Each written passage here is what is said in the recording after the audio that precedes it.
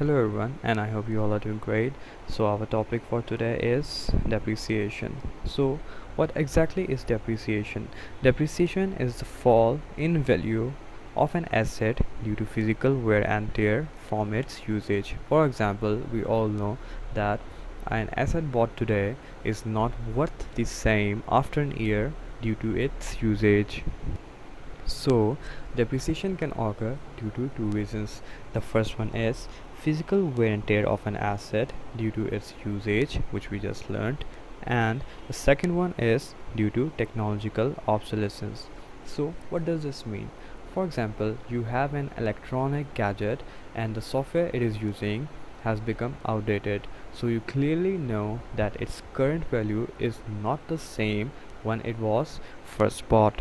So, this is called technological obsolescence. Sometimes you will find a question which asks you that when you start depreciating an asset. So, in general terms, you can say whenever an asset is available for use, you need to start depreciating it. So, moving forward, the accounting entry for depreciation is debit depreciation and credit asset. We are debiting depreciation because it is an increase in expense, and crediting asset because due to depreciation the value of an asset falls, so we credit the asset. Moving forward to the methods of depreciation, we have three methods for depreciating an asset. The first one is straight line method, the second one is reducing balance method, and the last machine arm method.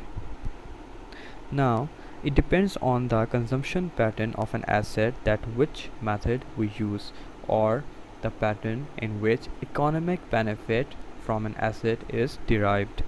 Therefore, the first method of depreciation is straight line.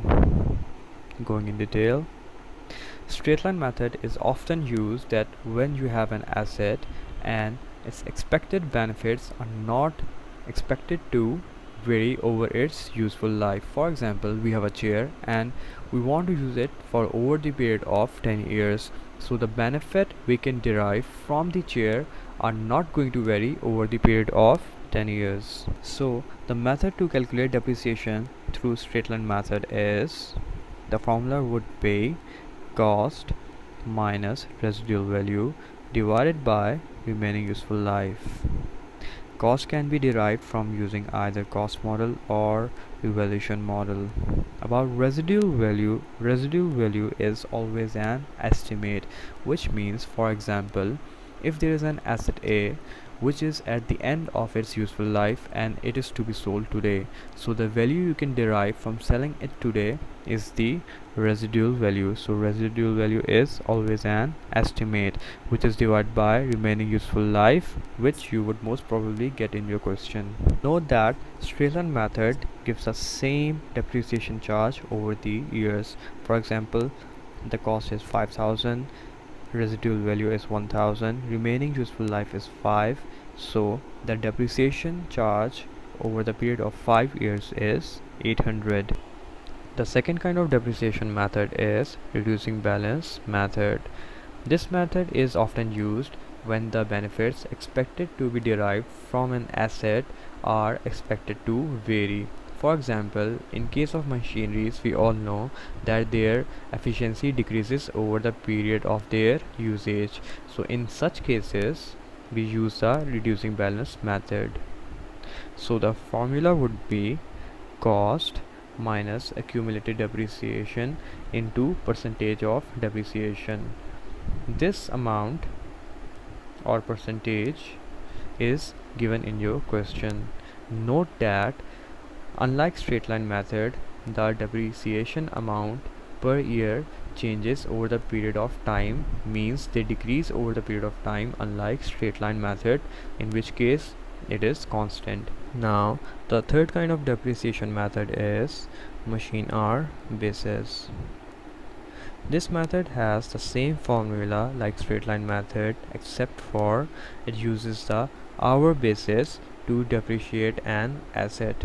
Now, since we have covered all these methods, it is important to understand that as per the different scenarios, you may come across different depreciation methods which a company might be using depending on the nature of the asset or a company's policy. So since you have understood all these three methods, now it must be easier to understand those methods as well as per the scenarios. So, since we are done with the depreciation method, I would like to conclude our discussion with explanation of last few points. So the first point is, as at the very beginning I explained you all that useful life and residual value are simply the estimates made by the company. So this means that at each accounting period these estimates need to be reassessed that whether they are still valid or not. Along with that, depreciation method also needs to be reassessed, and in case it might be needed to be changed.